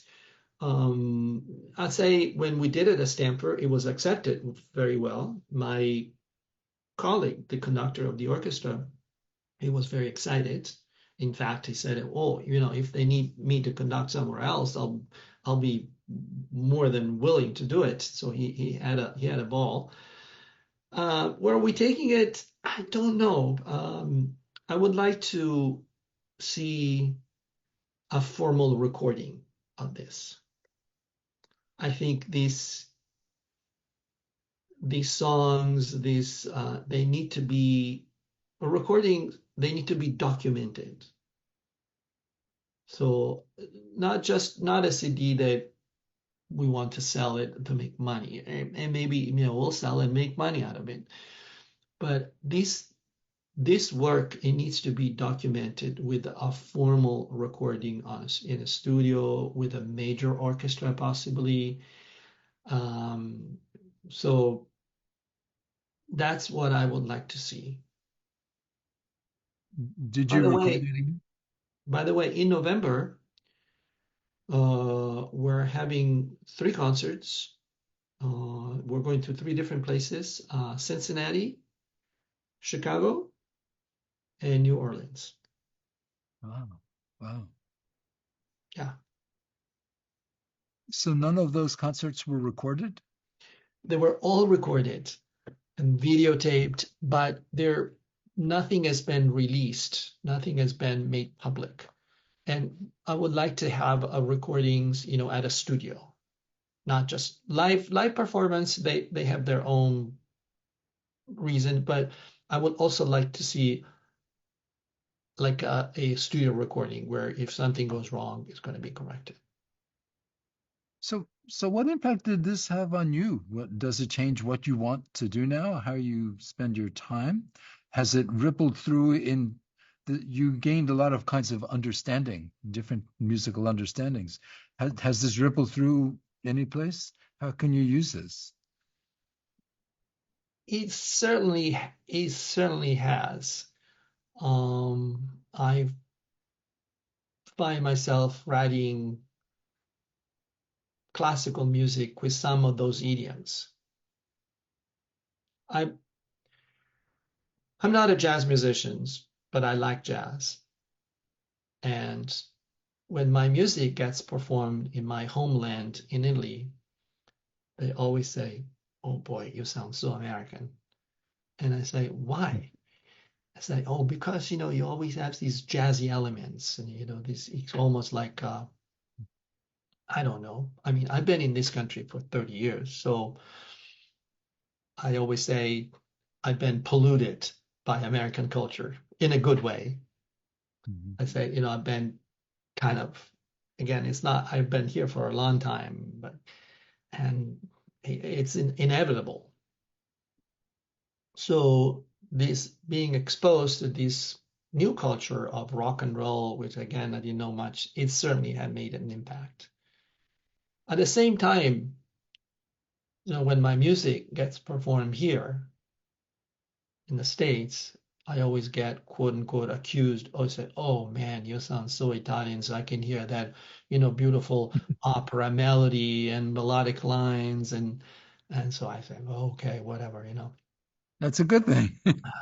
I guess it is. So when I'm in Italy, I'm accused to be American, and when I'm in America, I'm accused in quote, I'm accused to be Italian. So this these being exposed to these rock and roll Grateful Dead culture, it will kind of reinforce that idea. But at the same time, I like to preserve my own style. And though I can see myself kind of using these idioms and, these chords, and I was trying to use a chord progression from one of the Grateful song, kind of steal their chord progressions and create my own composition and see what happens. Does it make you want to buy an electric guitar? Maybe not electric, when yesterday we were talking, I said I have a guitar at home, which I played it sometimes for fun. I don't put that in my resume, but I certainly like it. I can play a few chords here and there, and I can play, so I can accompany myself when I feel like singing some pop tunes. Well, this is such a fascinating conversation for me. And we've gone on for almost an hour, so probably that's enough. But I love this stuff because you started on the classical side and went toward the Dead. I started as a rock guitarist, who then became a jazz pianist, and now I'm writing orchestral work.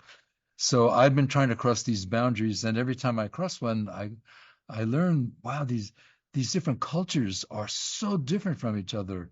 Their relationship between music. For example, in the band, most bands, even the Dead originally, everybody was co-writing. It was extremely democratic. Even in the jams, different people are running the band at different points in time in the jam. And it was so fascinating. Whereas in classical music, it felt very tyrannical in comparison. There was a much clearer hierarchy and a pecking order, and you know what was what and who's in charge of which thing. In this Grateful Dead world, it was very hard to tell who was in charge. You're experiencing the Bob Ware version of it, but the Jerry Garcia version of it is, I think, a different version of it too. Yeah, what you just said. Few years ago, and when I say few years, maybe 20 years ago, I was approached by some Italian groups, and they wanted me to write some pop tunes. And back then, I was a little maybe more arrogant than I was. Uh, Arrogant is not the right. I was more classical oriented than what I could be now. So I send them these tunes, and they say, "Oh, no, no, no, no. This section is too long. You need to cut 3 measures, and here you need to cut 4 measures here, or you need to add." And I said, "What? They got to be out of their mind. I'm not changing it. This is the way it is. Period." So I have to say that collaboration didn't last very long. And I said, never again. There, you know, I'm a classical musician. I write the music. This is the way it's going to be, for God's sake. They're not going to tell me cut a measure here, add another 6 measure there. So they got to be out of their mind. So back then, didn't work. In fact, that collaboration didn't last very long. But now, maybe at my respectable age, I'm more tolerant. I'm more open. So I actually like this idea of collaborating with someone who thinks completely different than what I do. And it's been again, this experience has been nothing but a positive one. That's a great place to end, I think. Yeah, Experience has been nothing but a positive one. nothing. I'll tell you, nothing but a positive one, and I mean it. Working with Bob, working with the band, with this orchestra, the conductors and the whole thing, and writing the music and the struggles, and nothing but a positive one. If anything, I am a better person now because of the Grateful Dead music. Wow. Certainly a better musician. Well, when we eventually meet in person and you're improvising in a church, I'll bring an electric guitar and supply Okay. some of that dimension. Yeah. And I'm we'll also figure it church, out. either you believe it or not, I'm also a church musician. And church I know, I musicians, know. by traditions, we improvised. We do Bach improvise. had to do it. He couldn't write enough notes for a 4-hour gig. And He I'll had- tell you, we need to improvise because at communion time, the priest is still handing out communion, and he looks at me and say, "It goes like that." Means he wants more music. Okay, sure, more music. As simple as that. Giancarlo, thank you for spending so much time, especially after you just came back from a 9-hour time shift. So, but I do look forward to meeting in person. It would be great Yeah, fun. So likewise, likewise. thank you again. This is Yeah, so much thank you, fun. and thank you to all the people who are going to take the time to watch this. Okay. We'll send you the link. It'll be on YouTube. Okay, great. Okay. Ciao, Thanks. ciao. Ciao, ciao. Okay. Bye-bye.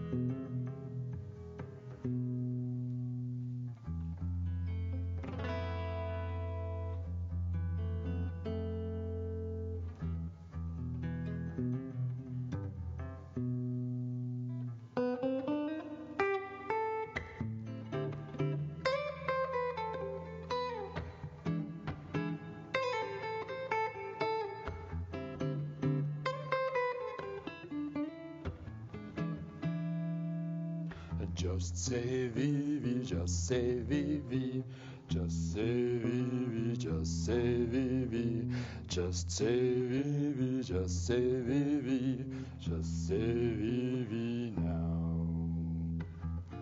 So try and remember, no matter what, you are valid and valuable. Don't beat yourself up.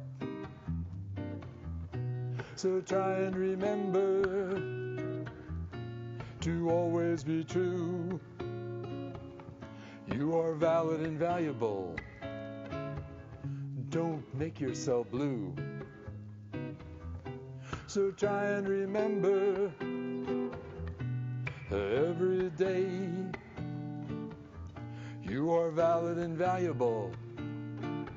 That's much better than okay. Just say vivi, just say vivi, just say vivi, just say vivi, just say vivi, just say vivi, just say vivi now.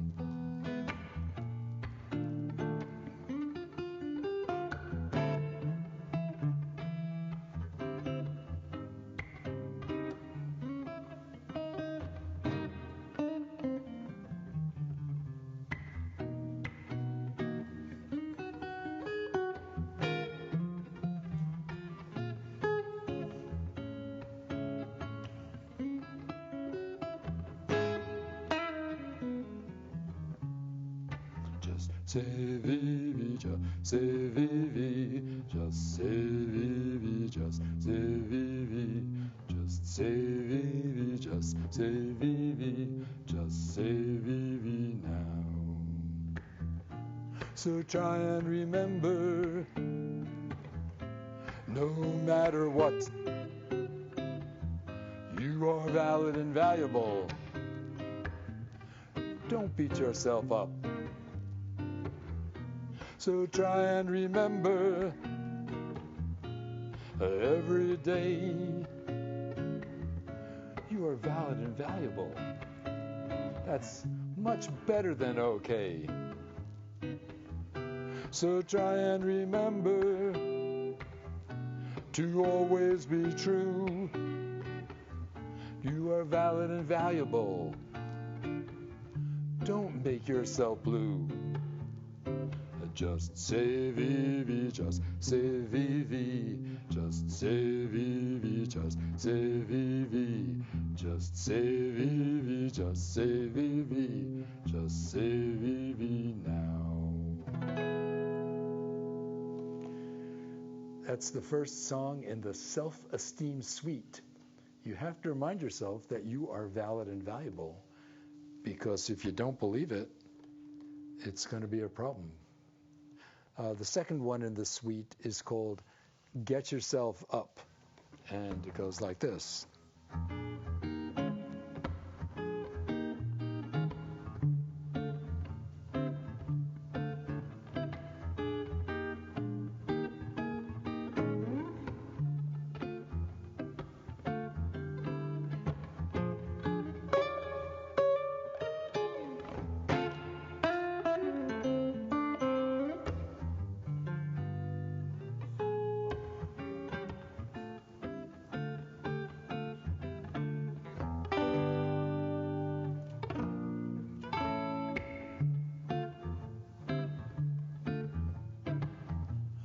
Please remember just one thing. You gotta always get yourself up. For if you do, there'll be somebody to always get you up.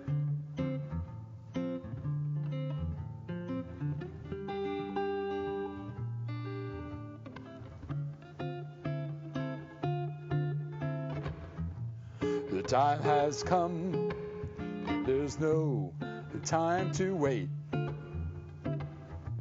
So why not take a chance,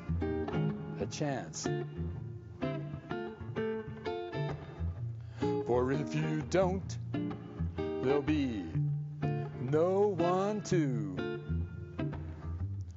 ever dance the dance. Ever dance the dance.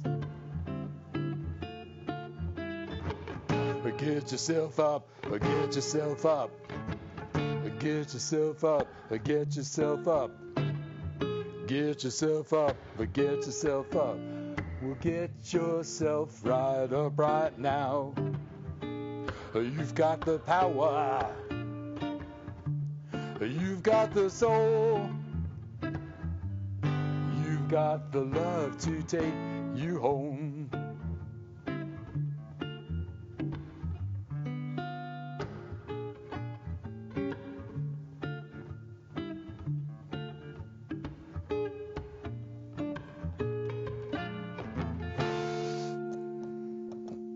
Whoops. Had to turn off the sound to get rid of the feedback.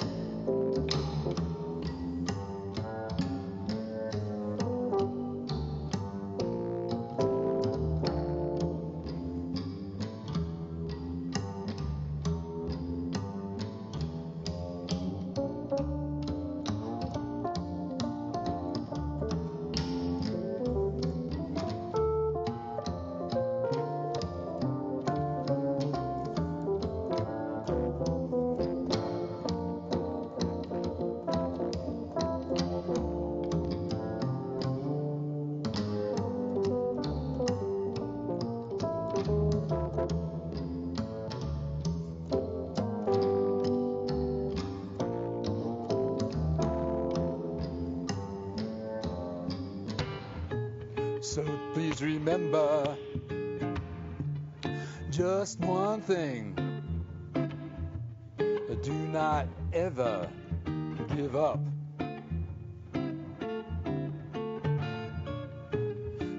if you do, there'll be no one to ever lift you up.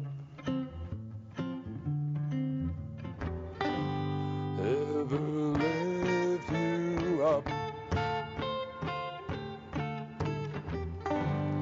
Ever lift you up.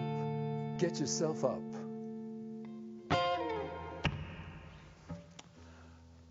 Okay, so we did have a problem in the middle because there was feedback, and I had to turn off the computer and the guitar to make sure it was not coming from them and it was coming out of the monitor, which means when I tried to take the solo, the keyboard was not making any sound. We could splice in some other guitar or keyboard stuff over it because it's the same chords. It was very subtle. But I heard it, but it was very subtle. okay, so I'm going to move on to the next song.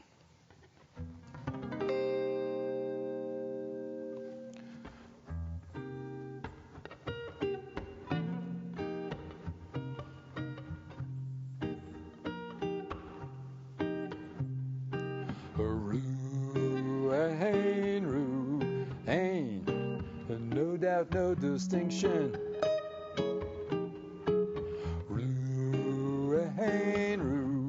Ruhain, all you need for peace of mind. A choiceless awareness. All you need to do is accept, not reject. A choiceless awareness. Remember, update, execute now.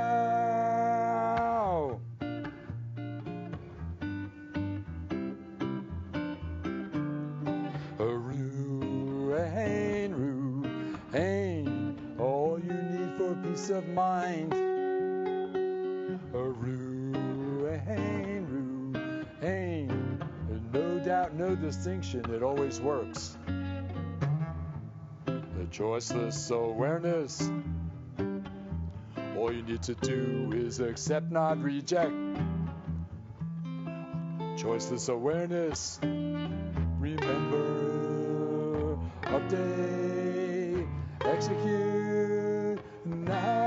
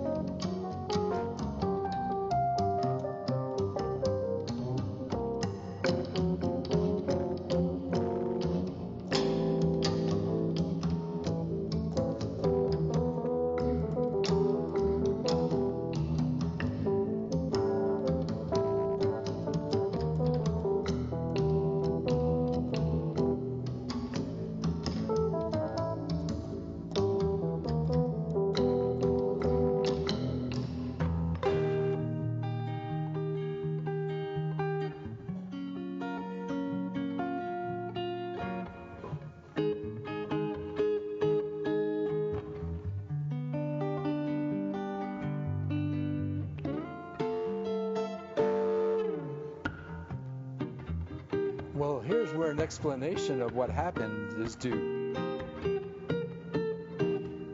When you switch from a guitar to a real piano, the real piano never could go to sleep, but a computer could.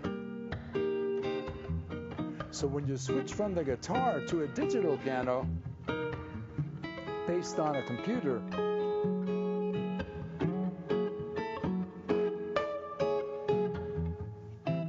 you sometimes have to wake it up.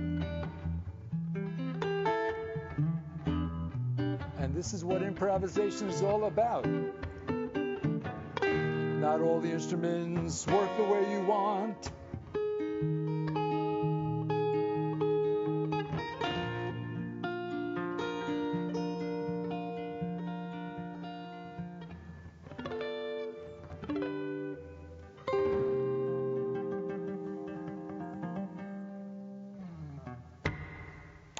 So what I was trying to explain there is when you switch from the guitar to a keyboard, and the keyboard's plugged into a computer, and the computer decided to take a nap, when you switch and you play a note, it sometimes has a fraction of a second of a delay, which you might not have noticed, but I really noticed. So just be forewarned, when you try to play switching instruments, real instruments don't go to sleep. Okay, that was 3 out of the 5 in the self-esteem suite. First one was remembering you're valid and valuable. The next one was you had to get yourself up and take action. Third one was rewind, which is for remember and update before you execute, because whatever you thought you remembered how to do, things may be different, like they just were.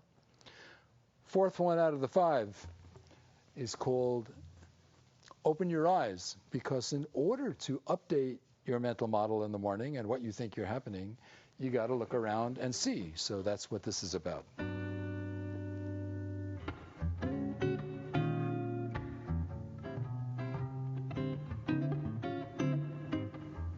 Open your eyes and look all around you. There's plenty of things to be seen. Plenty of things happening about you. Don't you see what they mean?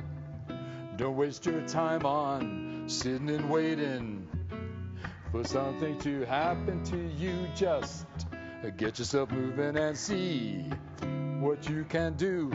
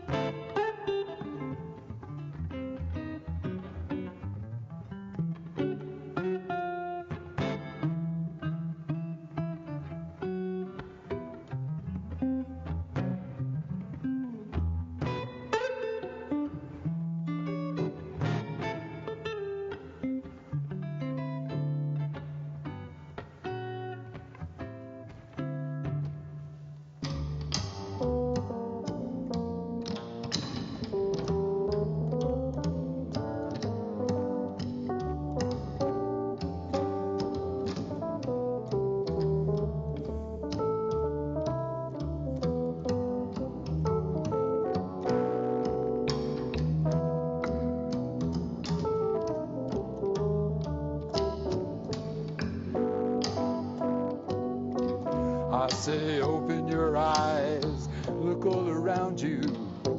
Ooh, there's plenty of things to be seen. Plenty of things happening about you. Don't you see what they mean? And don't waste your time on sitting and waiting for something to happen to you. Just get yourself moving and see what you can do.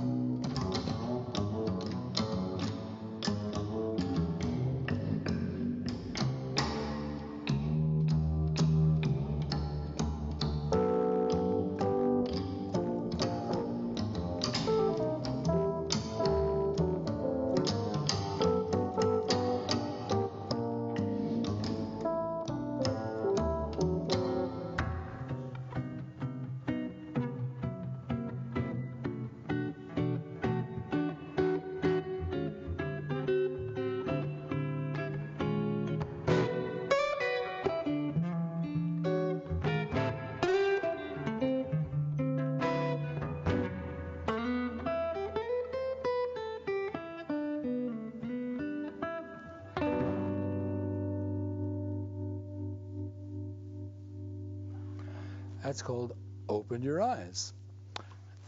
One last one from the Self-Esteem Suite.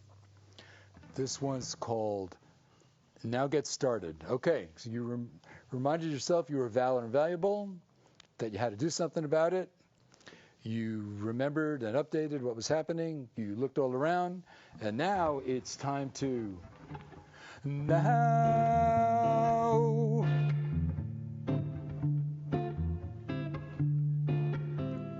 get started.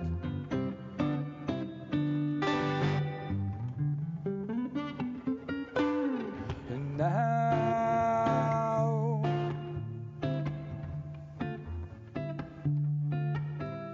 get moving.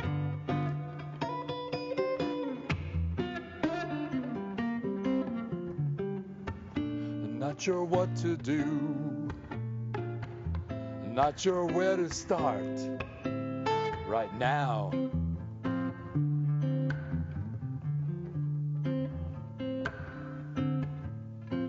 Now.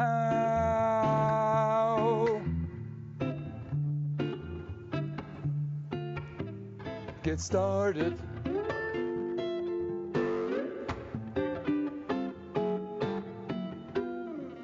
Now.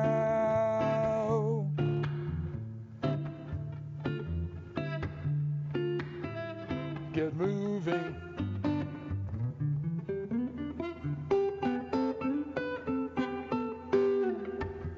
Not sure what to do. Not sure where to start. Right now.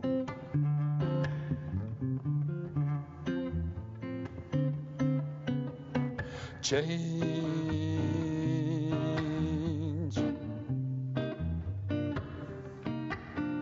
is needed.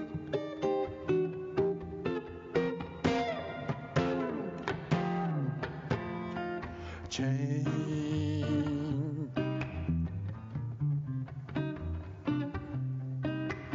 right now.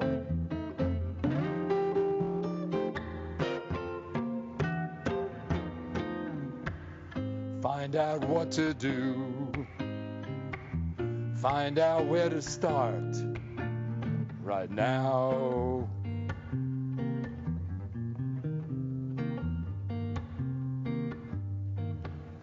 Find out what to do.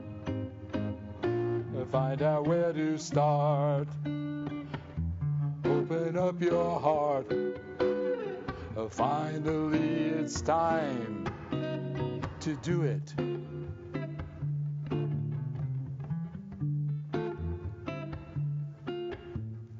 Now.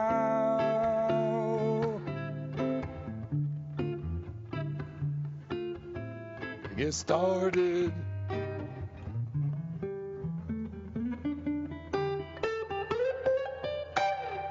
Now.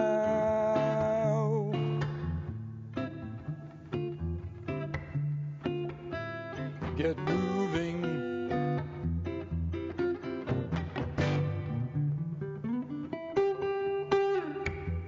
Find out what to do. Find out where to start. Right now.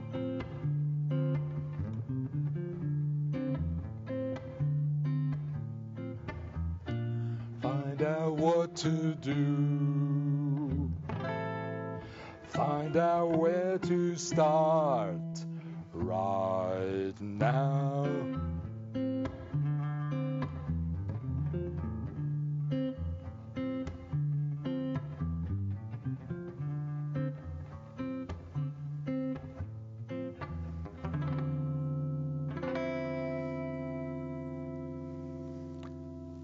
And that's the Self-Esteem Suite. Take them and 2 aspirin, and you too will be able to harvest infinity.